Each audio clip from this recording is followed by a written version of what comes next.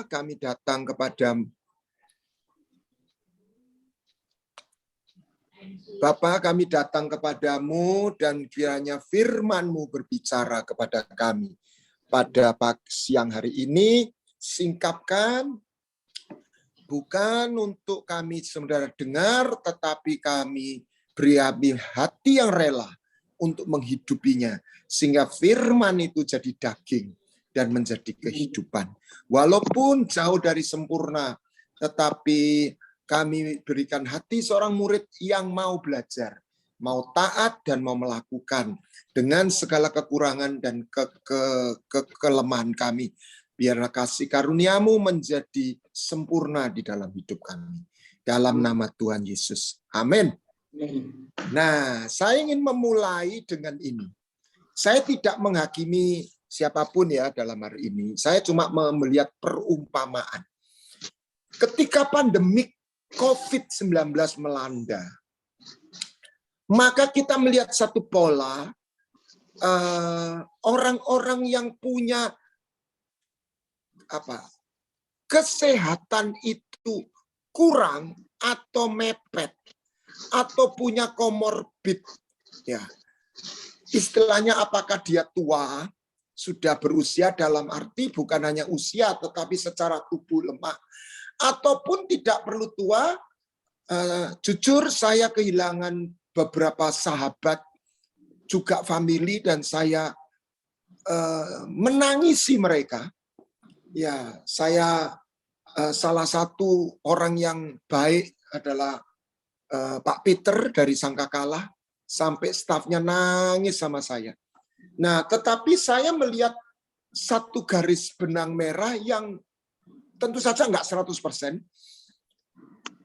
adalah mereka rata-rata punya komorbid. Apakah itu diabetes, apakah itu jantung, atau apa. Artinya begini, ketika goncangan itu datang, ketika wabah itu datang, ketika kekuatan negatif itu datang, mereka yang tabungan kesehatannya pas-pasan, mereka menjadi rentan dan tidak mampu menahan penyakit ini. Sementara orang yang punya tabungan kesehatan, apalagi anak kecil, saya melihat itu hampir semua OTG. Kalau saya saya analogikan dengan hidup rohani, dia tidak ada kotoran di situ, tidak ada kolesterol di situ. Salah satu tim saya sempat panik karena cucunya kena, ibunya nangis-nangis, tapi ternyata si bayi sisinya itu guyang-guyu aja.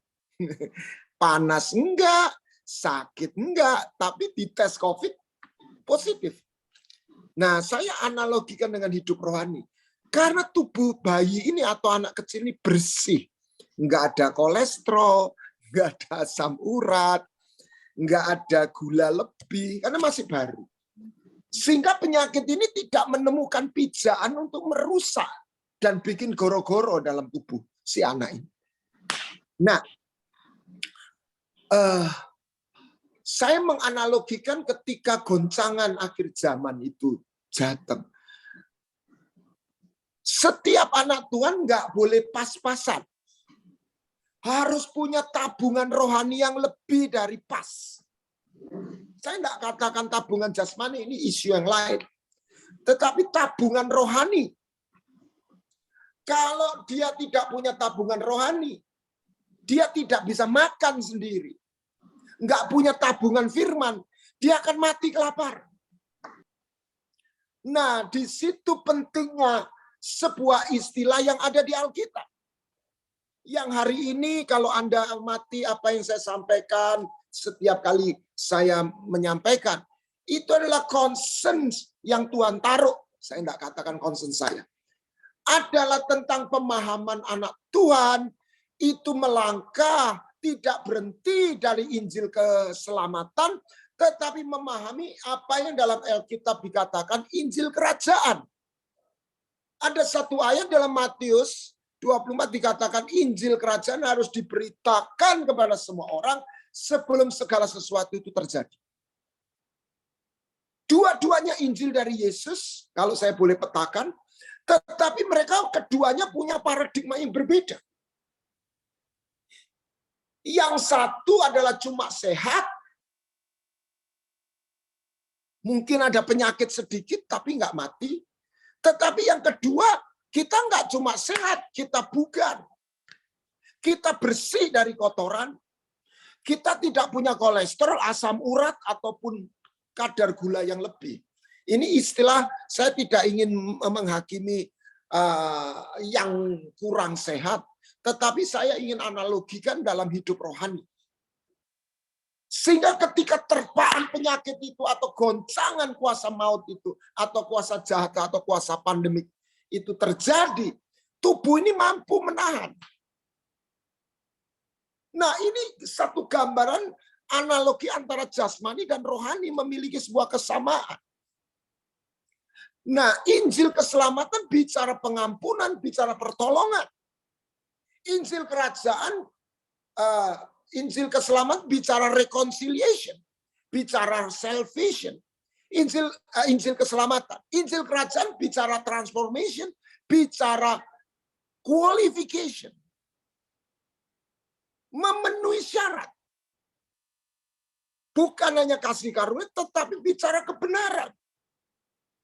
Dan kedewasaan. Kunci-kunci untuk menemukan kedewasaan. Ini bukan lagi sebuah option, tetapi sesuatu yang mutlak dan Tuhan ingin setiap anak Tuhan itu mengalami, memilikinya. Dan sebenarnya berkatnya juga kembali kepada anak Tuhan itu sendiri. Bukan hanya Tuhan yang punya kepentingan. Kalau sehat, itu yang untung kita. Yang merasakan manfaatnya. Jadi, saya punya satu istilah, tentu saja bukan satu-satunya. Apakah Injil Kristus? Injil Kristus adalah satu berita di mana anak Allah yang kekal, yang memerintah di sorga, firman berinkarnasi, menjadi anak manusia, hidup di bumi sebagai anak manusia. Dan dia memanggil, membuat jalan, melakukan penebusan agar mereka yang percaya menemukan jalan dan menemukan kunci untuk hidup anak-anak manusia yang percaya untuk hidup dan mampu hidup sebagai anak-anak Allah. Jadi kita Injil bukan hanya berita berhenti, berita pengampunan, tetapi satu kunci kerajaan sorga, sehingga kita anak-anak manusia lahir dalam daging, darah dan daging, yang diwarisi ayah ibu kita, dilahirkan dalam roh, sehingga kita punya benih ilahi yang di dalam kita, sehingga kita dimampukan untuk mampu hidup sebagai anak manusia, tentu saja tetap tubuh jasmani kita makan minum, tetapi kita sekaligus hidup dalam satu nuansa ilahi sebagai sons of kingdom. Anak manusia dan anak Allah in one.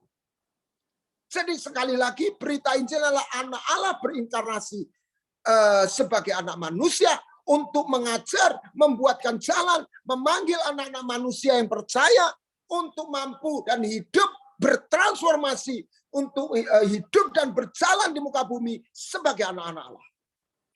Sehingga kita tidak punya satu sisi kemanusiaan saja, tetapi kemanusiaan dan keilahian in one.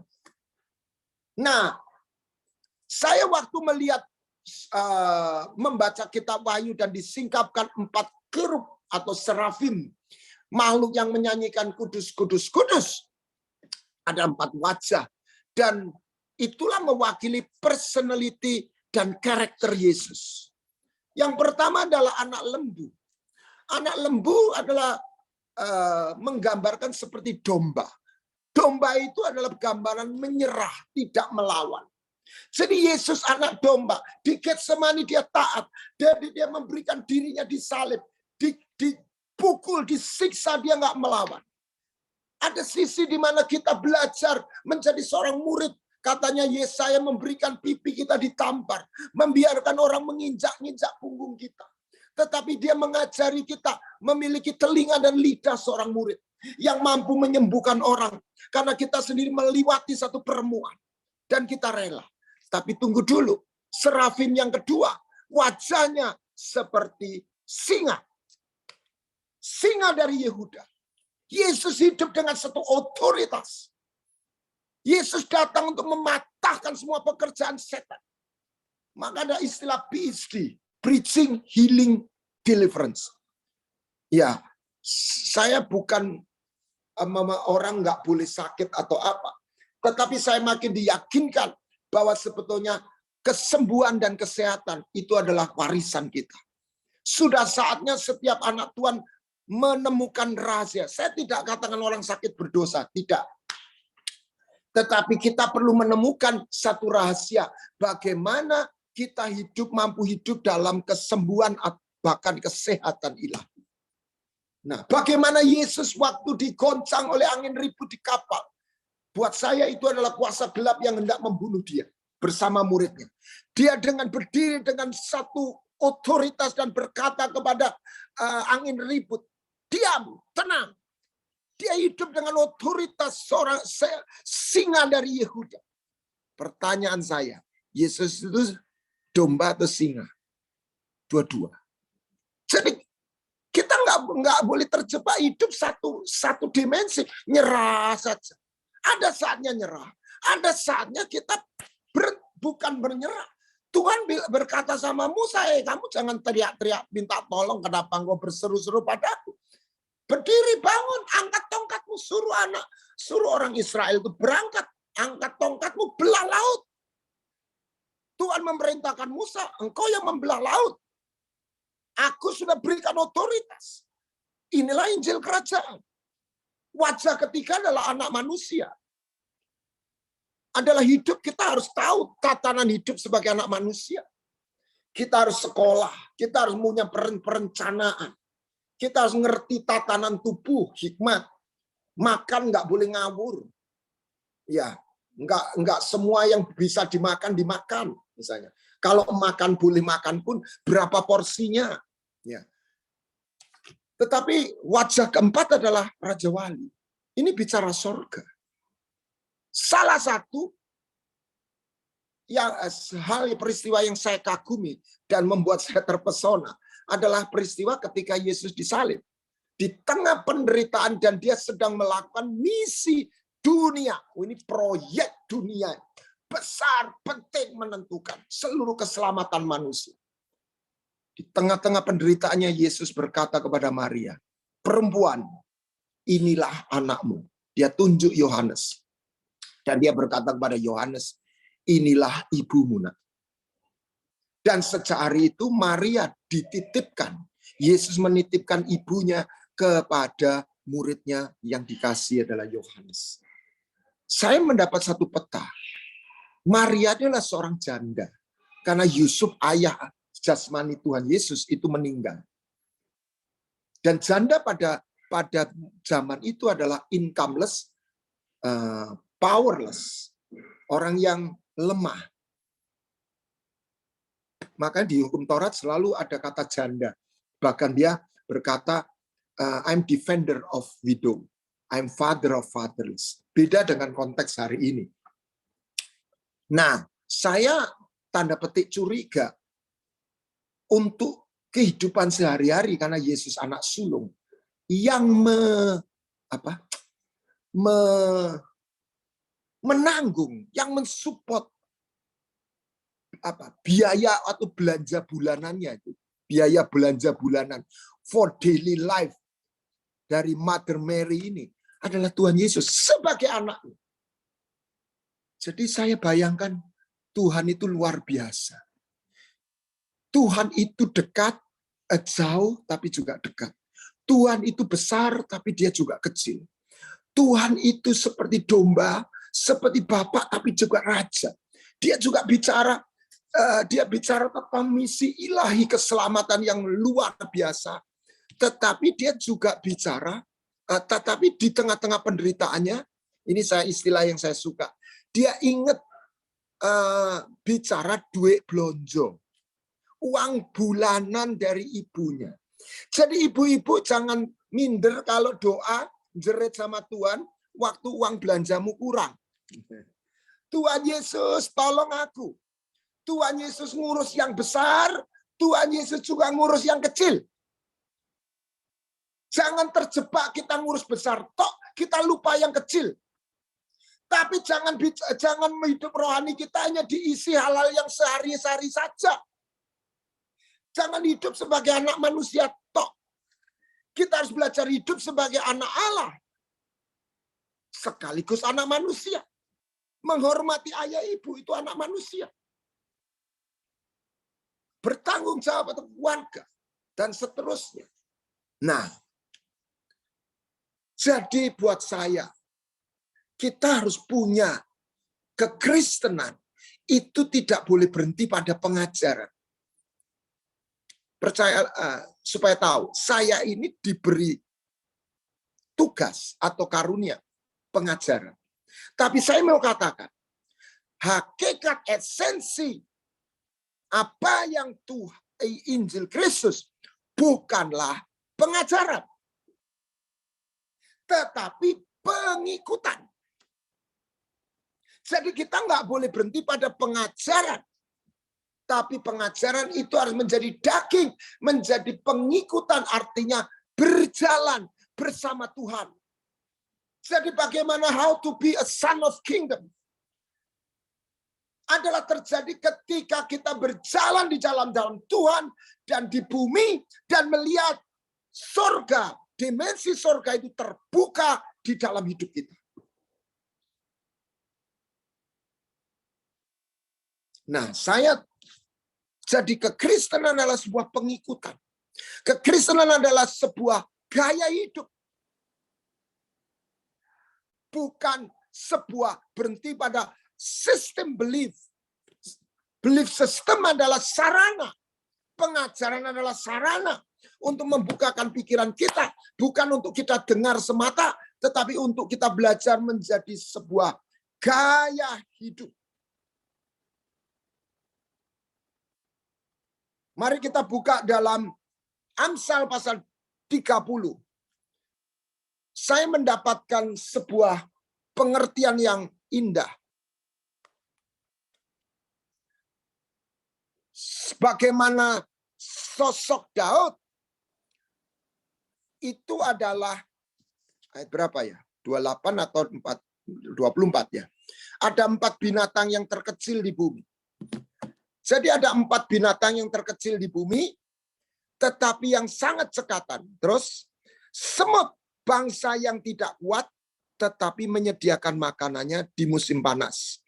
Pelanduk atau kelinci hutan atau becer, bangsa yang lemah, tetapi yang membuat rumahnya di bukit batu. 3, belalang yang tidak mempunyai raja, namun semuanya berbaris advance in rank dengan teratur. 4, cicak atau laba-laba yang dapat kau tangkap dengan tangan, tetapi yang juga ada di istana raja. Nah, saya mendapatkan keempat ini ada di dalam gaya hidupnya dan cara hidup dan hidupnya Daud. Makanya Daud disebut, Yesus disebut anak Daud.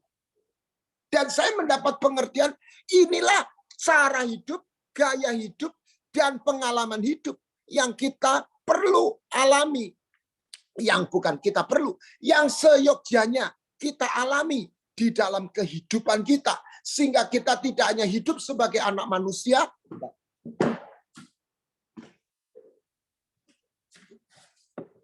saya ngambil tisu, tetapi kita hidup sebagai anak Allah. Son of man and son of God. We live as a son of man and a son of God in one. Sorga dan bumi, bukan hanya bumi tanpa sorga, bukan hanya sorga lupa bumi. Injil Kristus bukannya berita sorga, tetapi berita bumi dan sorga. Jangan kita kecilkan Injil Kristus itu berita pengampunan. Tidak berhenti di situ. Ini berita datangnya kerajaan surga. Saya baru berikan tulisan renungan. Natal dan Paskah itu dua hal yang bersatu. Paskah adalah penebusan, bicara pengampunan. Natal itu bicara kunjungan, perjumpaan, sapaan. Jadi Tuhan bukan hanya datang untuk menebus dosa. Tuhan datang itu untuk menyapa. Tuhan datang karena dia sejak semula dia kepingin ketemu. Baca Keluaran 29:46. Aku mengeluarkan mereka dari Mesir. Bukan hanya karena belas kasihan. Tetapi karena aku kepingin dwell among them. That I may dwell among them. Supaya aku tinggal di situ. My Shekinah glory. Kemuliaan surga itu, Shekinah itu turun, ya, turun. Nah, mereka keluar dari Mesir supaya aku diam di tengah-tengah mereka. Nah, mari nanti kita bedah. Jadi ini Tuhan yang ingin umatnya hidup dalam naungan dimensi surga, bukan hidup ditolong saja. Ingat, Yesus bukan juru tolong. Yesus itu juru selamat. Yesus itu tidak membawa sekedar benar salah. Yesus datang membawa kehidupan. Yesus tidak datang just kita ini being a good man, but menjadi be a godly man. Godly, not just good man. Godly man. Haleluya. Nah, mari kita bedah satu demi satu. Ini adalah apa yang Daud alami. Apa yang kita belajar dari semut? Semut itu mengumpulkan makanan pada musim panas. Jadi dia tidak hidup melihat realita, tapi dia melihat jauh ke depan. Ingat dalam Ibrani pasal 24, kenapa Musa tidak takut menghadapi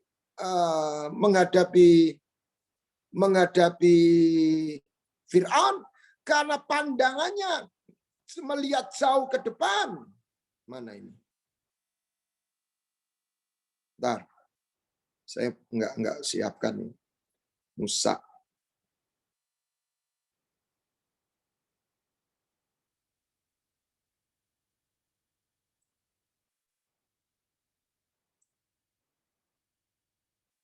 Nah, Ibrani 11 ayat 27.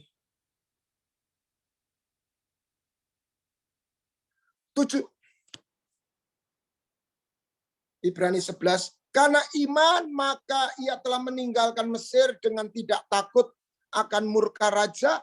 Ia bertahan sama seperti ia melihat apa yang tidak kelihatan. Jadi kita tidak boleh hidup cuma lihat apa yang realita. Kita harus mampu hidup melihat yang tidak kelihatan. We walk by faith, not by sight. Nah, apa yang kita lihat seperti dalam Ibrani 11 ayat 10, coba ditayangkan. Saya surprise ketika saya membaca ini. Abraham sudah sampai ke tanah perjanjian, tanah Kanaan. Tetapi dia tidak hidup membangun kota. Dia tidak melihat itu menjadi final destination. Tetapi dia menanti-nantikan kota yang mempunyai dasar yang direncanakan dan dibangun oleh Allah. Jadi itulah cara hidup. Sehingga semut tidak mengumpulkan makanan hanya secukupnya. Tetapi dia punya persediaan untuk musim dingin. Perilaku kita akan ditentukan dengan apa yang kita lihat. Sehingga kita tidak menjadikan uang segalanya. Kita tidak mengumpulkan uang untuk uang. Cara berpikir kita yang menentukan cara perilaku kita, itu ditentukan cara kita melihat hidup ini. Ya. Semut mengajari kita juga berkoloni. Hidup bersaudara, rukun, corporate. Tidak hidup sendiri. Ya. Yang luar biasa Anda harus ingat. Dinosaurus punah, semut bertahan. Semut tidak punah, dia mampu survive. Hari ini saya melihat dalam semua lini goncangan itu terjadi. Ya, sekali lagi bukan untuk menghakimi, tetapi ini pemetaan. COVID ini bicara dengan kuat. Dia tidak mau tahu apakah itu orang kaya, orang penting, tidak penting. Ketika dia menemukan titik lemah, dia hajar itu tubuh. Saya bilang ini jahat sekali, ini penyakit. Orang punya ada seorang yang punya kekayaan yang melimpah dan sebagainya. Rumah sakit bisa nggak dapat dan sebagainya. Saya bicara ini bukan sekali lagi mentertawakan. Saya ikut menangisi. Saya ikut miris dengan apa yang ini. Tetapi sekaligus sebuah pesan yang kuat bicara dalam hati kita semua. Ya, uang kadang tidak bisa menjawab, tidak bisa menyelesaikan. Ketika pandemik ini ada orang nggak punya uang, dia selamat aja. Ada orang yang uangnya melimpah, dia tidak mampu bertahan dengan segala fasilitas kesehatan. Bisnis juga demikian. Bisnis besar, Garuda mau kolaps. Ya, mal-mal goncang. Tapi katanya emak-emak berdaster menggoncang dengan bisnis online-nya. Jadi yang kecil bisa bertahan, yang besar bisa goncang. Saya melihat juga ini tantangan buat kita. Saya berdoa supaya GAP Rehoboth termasuk bukan hanya bertahan tetapi menyala di tengah-tengah pandemi. Ya, saya ketemu beberapa gereja besar teler padam apinya, tidak tahu apa yang harus dilakukan. Saya melihat gereja kecil rohnya tetap menyala. Ya, tetapi juga ada gereja kecil yang juga lemes. Jadi ini tidak bicara besar kecil. Bagaimana kita bertahan? Ya, salah satu kita diuji dalam pandemi ini. Bagaimana hati kita terus menyala? Saya bersyukur hari-hari ini saya diberi kesempatan untuk melihat pintu terbuka. Baru ini kita mengadakan 2 kali training, satu di Jogja, satunya di Gresik, training hati Bapak. Bagaimana nanti segera akan di Sidoarjo. Saya mengundang beberapa yang mau ikut nanti kalau sudah di Sidoarjo. Ya, untuk mereka yang dipulihkan maupun yang menjadi trainer 3 session. Itu diikuti oleh Bamak, Youth Bamak Surabaya, Gresik waktu itu, sekota. Ada 130 kaum muda datang. Ya, saya nggak tahu itu ya secara jarak itu protokoler kesehatan. Tapi waktu kita mendoakan saya nggak tahu itu pakai protokoler atau tidak. Tapi puji Tuhan, sepertinya kita mendapat anugerah. Ya, Indonesia COVID-nya betul-betul turun ke level yang buat saya bukan pekerjaan manusia. Oke, jadi semut, bagaimana Daud? Dia tidak sayang melepas tabungan pribadinya. Karena dia melihat jauh ke depan. Ya, bagaimana bait Allah itu harus dibangun. Dia mempersembahkan 3.000 talenta emas. 1 talenta itu 35 kilo. 1 kilo 1 miliar. Berarti 35 miliar kali 3.000 sekitar 105 triliun. Bayangkan orang menyumbang untuk pembangunan bait suci 105 triliun. Daud adalah orang yang kaya raya, tetapi dia hatinya tidak terikat kepada kekayaan. Karena dia melihat jauh ke depan. Orang-orang yang hidup iman, dia tidak menaruh hidupnya yang pada harapannya kepada hal yang sementara ini. Dia tidak menaruh hidupnya pada pujian manusia. Dia tidak menaruh hidupnya mengandalkan pada kuat limpahnya keuangan. Bukan berarti kita tidak boleh punya keuangan yang limpah. Bukan berarti kita nggak boleh. Tetapi yang saya maksudkan, kita tidak menaruh harapan kita, meletakkan hidup kita pada sesuatu yang realitas saat ini saja. Tetapi kita dimampukan melihat ke depan. Jadilah seperti semut. Daud adalah orang yang melihat jauh ke depan.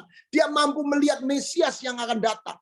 Tuhan Yahweh berkata kepada Tuanku, My Lord said, my God, my Adonai said to my Lord. Jadi Allahku berkata kepada bosku. Bapa berkata kepada Mesias. Tuanku. Makanya Yesus mengambil ayat itu. Kalau Mesias itu anak Daud, kenapa Daud berkata Tuanku, majikanku tentang Mesias? Daud mampu melihat jauh ke depan. Abraham mampu melihat jauh ke depan. Ya, sehingga dia mampu bertahan. Kenapa martir itu sanggup melihat, menghadapi, melewati penderitaan, aniaya? Mereka tidak menyangkal Yesus.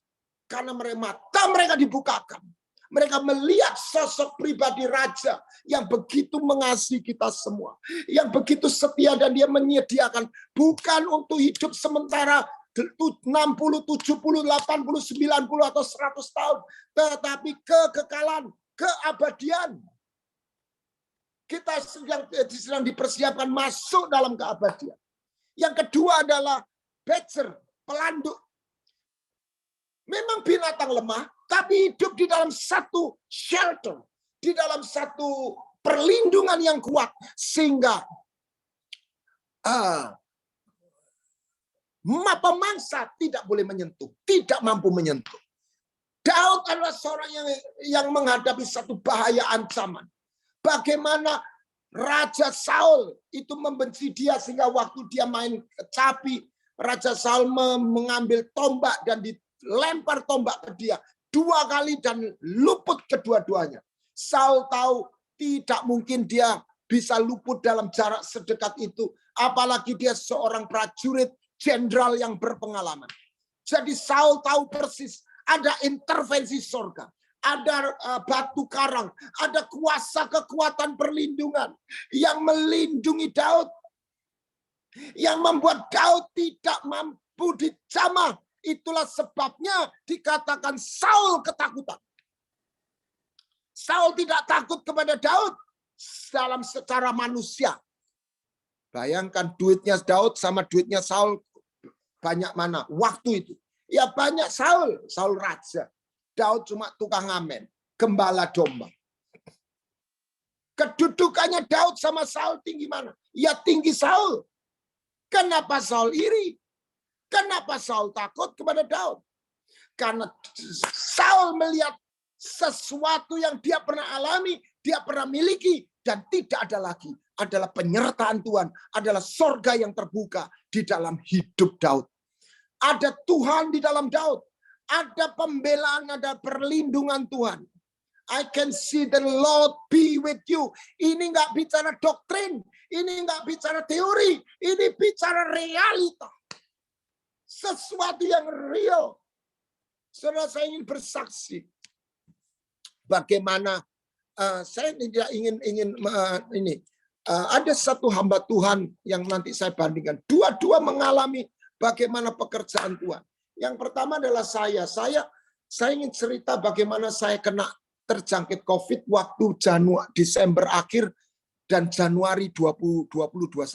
Bukan gelombang ketiga, tapi masih yang liburan akhir tahun yang lalu.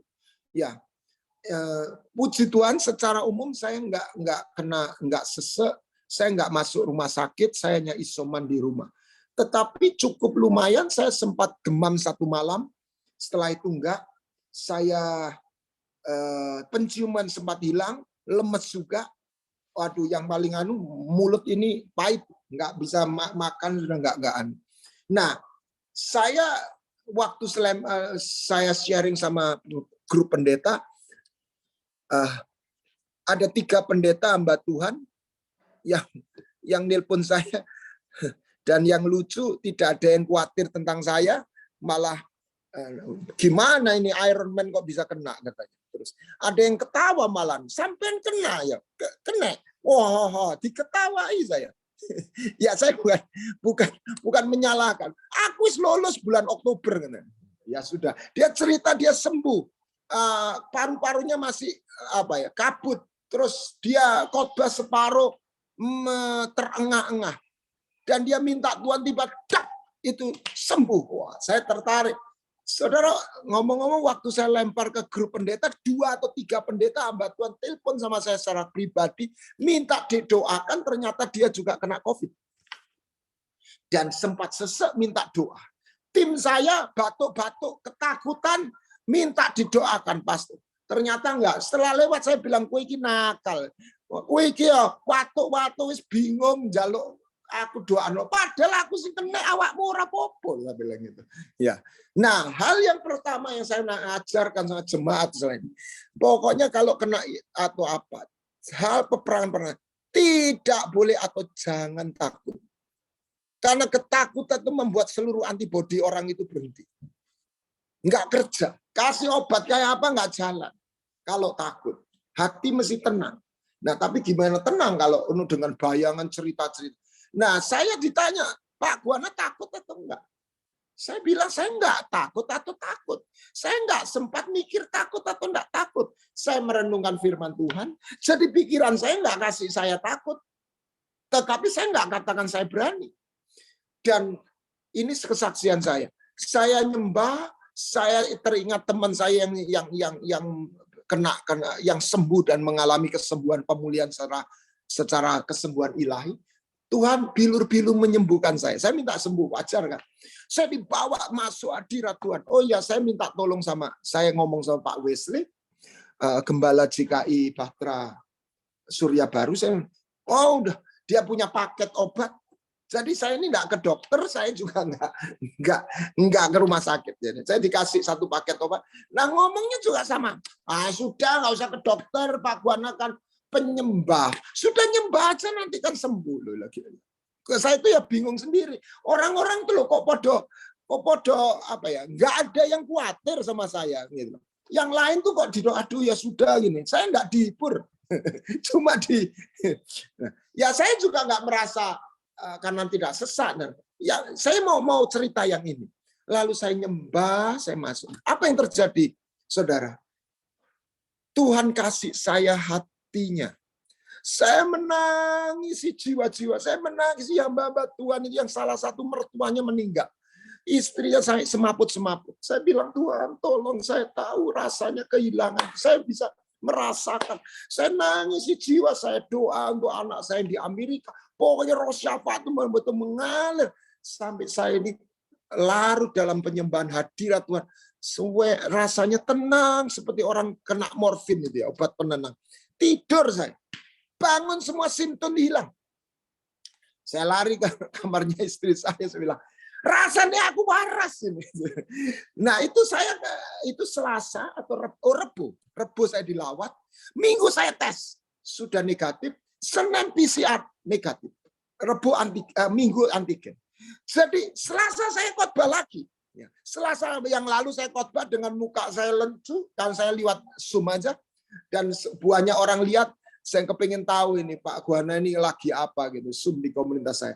Wah, ada yang nangis di saya dan aduh kasihan pastor ya. Selasa depan saya muncul, lo kok wis waras ini. Lo kok koyo gak pernah loro. Saya enggak mengalami pasca Covid. Jadi saya mengalami menjadi pelanduk. Ada perlindungan Tuhan, ada sesuatu intervensi. Saya tidak katakan saya baik atau apa, tapi sungguh-sungguh saya mengalami satu intervensi surga membuat tiba-tiba saya sembuh dari COVID. Ya, kita harus mengalami, kita bukan harus. Nah, satu sisi yang lain Tuhan izinkan tadi itu ada jadi singa, ada jadi domba. Saya kagum dengan hamba Tuhan namanya Pak Ari Limanto. Saya sampai berbes milih. Dia kena COVID setelah saya. Dia WA-an sama saya. Dan batuk nggak bisa tidur, sesek. Saya nggak sampai ngalami begitu. Dan teman-temannya banyak dokter carikan rumah sakit. Waktu itu juga penuh. Akhirnya dapat. Dia tanya. Ini kok bisa dapat? Jalur khusus, Pak. Jalur khusus maksudnya apa? Ya pokoknya jalur khusus. Dan hamba Tuhan itu jawabnya apa? Enggak. Jalur khusus berarti ada orang yang mestinya masuk diminggirkan supaya saya masuk. Oh Tuhan, saya nangis waktu dengar kesaksiannya dia. Tuhan, ini loh nilai yang luhur. Saya nggak mau mengorbankan orang lain karena untuk saya masuk.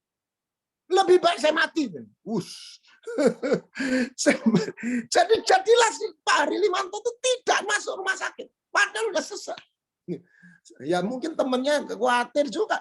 Zaman itu belum ada orang tabung oksigen. Diambilkan tobel, dibawa. Dan dia sembuh. Tanpa ke rumah sakit. Bukan menolak rumah sakit. tapi dia menolak jalur khusus. Saya bilang, Tuhan, ini orang hatinya mulia. Saya belajar sesuatu dari dia. Dia rela mati daripada nyerobot. Ini saya bilang, ini zaman sekarang, zaman now, ini orang langka seperti itu. Luar biasa. Saya betul-betul Tuhan juga bela dia dengan cara yang berbeda. Ini. Jadi yang satu liwat domba, yang satu seperti becer gitu ya. Jadi betul, saya mengalami intervensi surga. Yang ini intervensinya beda, tapi dua-dua ada kemurahan dan kasih karunia Tuhan. Yang ketiga adalah belalang. Belalang, apakah hidup sebagai belalang? Dia ngerti aturan, dia ngerti otoritas. Daud itu yang dijahati oleh mertuanya, Saul, dia tidak lawan. Biarlah kita ngerti otoritas. Pak, gimana kalau pemimpin kita jahat? Gimana kalau orang tua kita jahat? Lari. Jangan melawan. Jangan jadi pemberontak. Jangan jadi peleter. Membentuk koalisi. Cari bolo untuk melawan memberontak. Itu saya terus tekankan. Kalau engkau nggak cocok sama gembala. Saya nggak ngomong di GAB. Ya. Kamu jangan bikin kusak-kusuk ngerasani gembalamu. Kamu nggak cocok, tinggal ngomong saya pamit. Tuhan nggak suka orang jadi seperti Korah. Korah ini dia nggak puas dengan kedudukan. Dia kan Imam Lewi Bani Kehat. Bani Kehat itu hanya yang bagian ngangkut. Dia kepingin jadi Lewi anaknya Harun yang bisa melayani di ruang kudus. Wah, dia punya pengaruh, dia punya karisma, dia ngumpulin 250 orang. Waduh, pemimpin semua. Makanya di kitab Yudas salah satu orang durhaka itu Korah. Dia memberontak. Daud, dia kalau melawan Saul, dia kudeta, dia menang. Dia nggak mau. Tuhan nggak suka pemberontakan. Ingat Harun sama Miriam. Mereka ngira itu pendapat mereka benar. Mereka ngira itu kan adik gua. Adik ya adik, tapi posisi beda.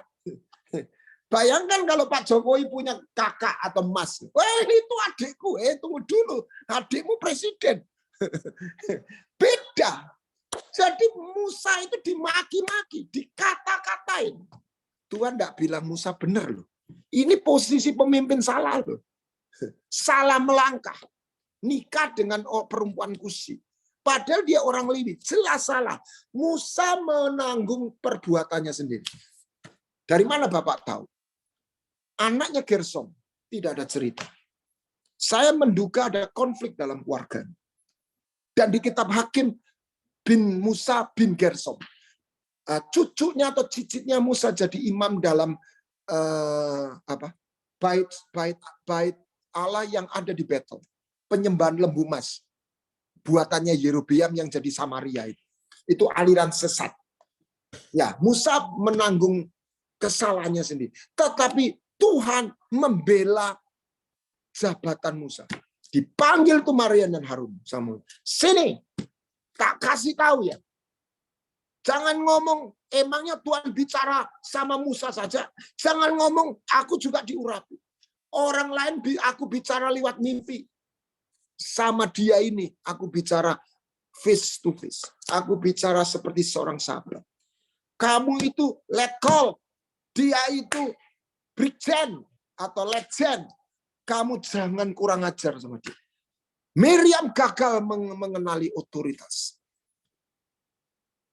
Amsal mengajari, belalang itu tahu urutannya.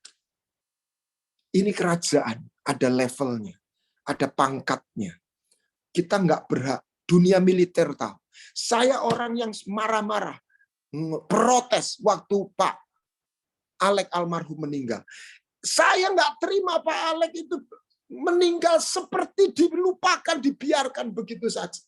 Oleh orang Betani, saya bilang. Nggak boleh begitu. Apa kata dunia? Kita harus belajar menghormati pemimpin kita. Mungkin Anda bisa jawab, dia salah Pak. Ini bukan soal benar salah. Ini belajar. Daud menangisi Saul. Dalam 2 Samuel 21, Daud mengumpulkan tulang-tulang Saul dan dikubur. Daud tetap menghormati Saul sebagai pejuang iman. Walaupun Saul sudah jatuh, itu urusan Saul dengan Tuhan, itu urusan Tuhan. Bukan hak kita menghakimi. Kalau pemimpin kita salah, ya dia akan menanggung. Anda harus tahu, saya punya bapak rohani, itu kecewa mungkin keras hatinya. Ya. Saya kasih bapak rohani saya mengalami dalam pelayanan 3 orang mati hidup.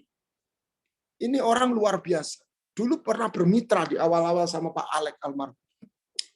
Ke Amerika. Nggak pernah belajar bahasa Inggris. Wah, saya banyak belajar dari beliau. Ya, naik mimbar, dia bawa penterjemah. Tiba-tiba keluar bahasa Inggris. Luar biasa. Tetapi dia punya kesalahan. Dia tinggalin gereja. Dia jual gedungnya. Dia anggap itu rumahnya dia. Ya, zaman Pentakosta dulu. Saya bilang, lu kok bisa dijual? Itu saya orang Kristen baru waktu itu. Saya tetap menghormati beliau. Saya kalau datang ke Amerika, saya ketemu, saya minta doa. Saya ngomong-ngomong, saya menghormati hamba Tuhan ini. Tapi saya tidak membenarkan perbuatannya, tindakan.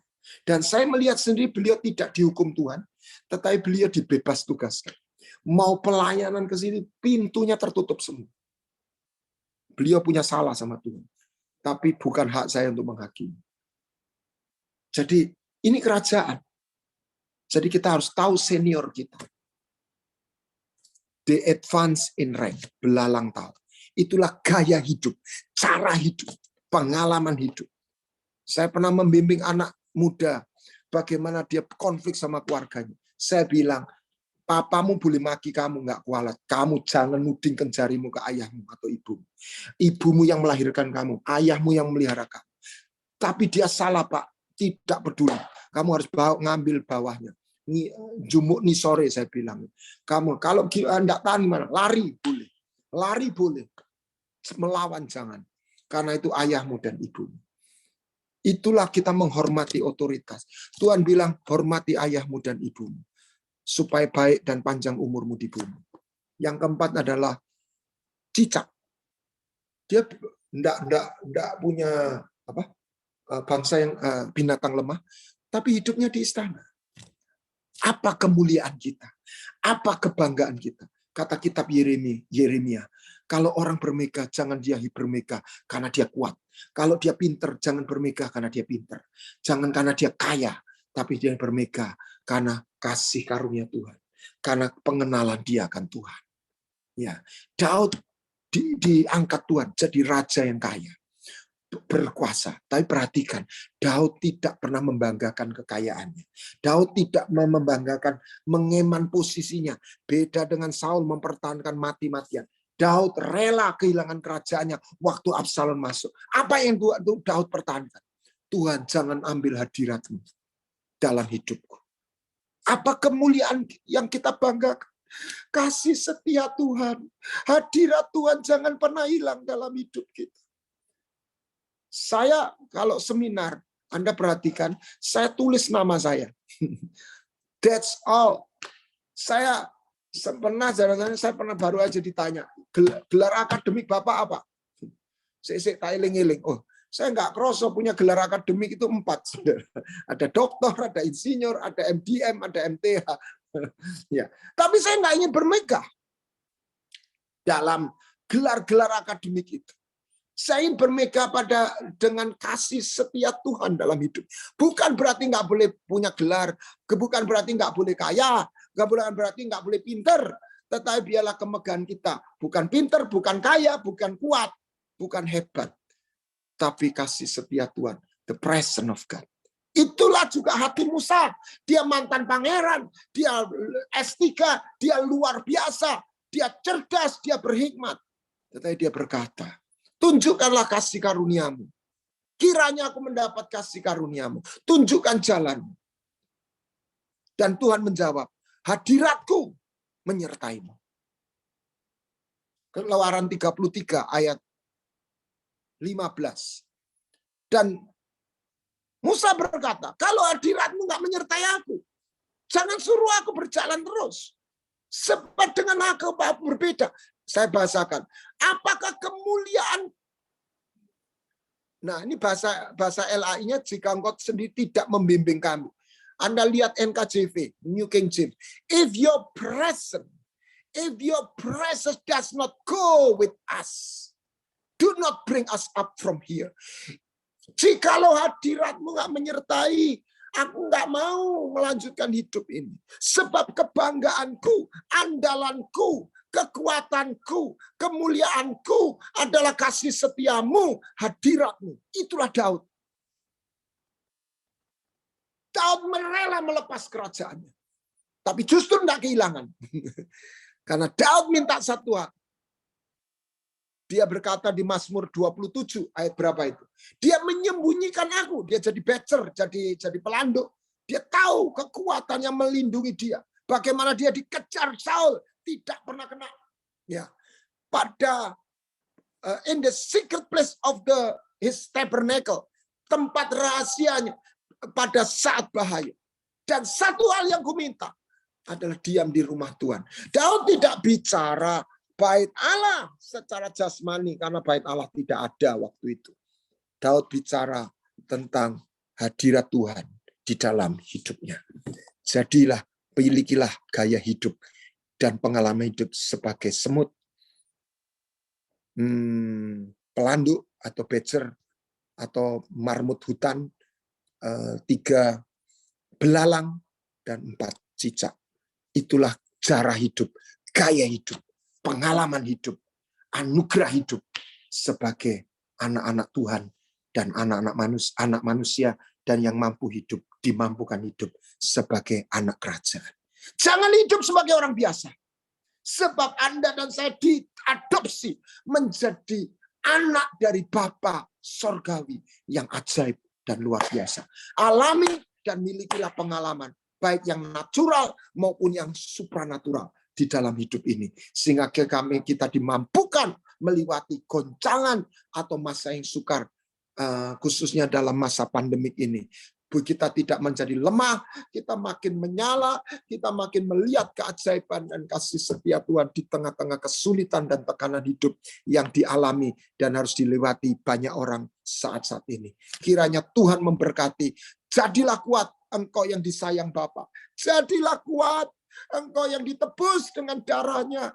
Engkau tidak pernah dilupakan. Yang dia butuhkan adalah iman. Iman percaya, itulah Mazmur Daud. Sebab Tuhan itu baik, dia bukan hanya kasih, dia bukan hanya berkuasa, dia baik dan bahwasanya untuk selama-lamanya kasih setianya. Dalam nama Tuhan Yesus Kristus. Terima kasih Bapa, terima kasih. Ajarilah kami jalan-jalan-Mu, ajari kami mengenal pikiran-Mu, perasaanmu, ajari kami hidup sebagai anak-anak manusia yang bertanggung jawab melakukan bagian kami, tapi juga mengalami hidup sebagai anak-anak Allah, anak-anak kerajaan surga, di mana langit surga terbuka, intervensimu, kebaikanmu, pembelaanmu, perlindunganmu, kesembuhanmu, kelepasanmu, supply berkat-Mu terus mengalir dalam hidup kami. Sehingga kami tinggal di Goshen, tidak ada satu tulah boleh menjamah kami. Pembelaanmu nyata dalam hidup anak-anak Tuhan. Kiranya Tuhan memberkati kita semua. Dalam nama Tuhan Yesus. Amin.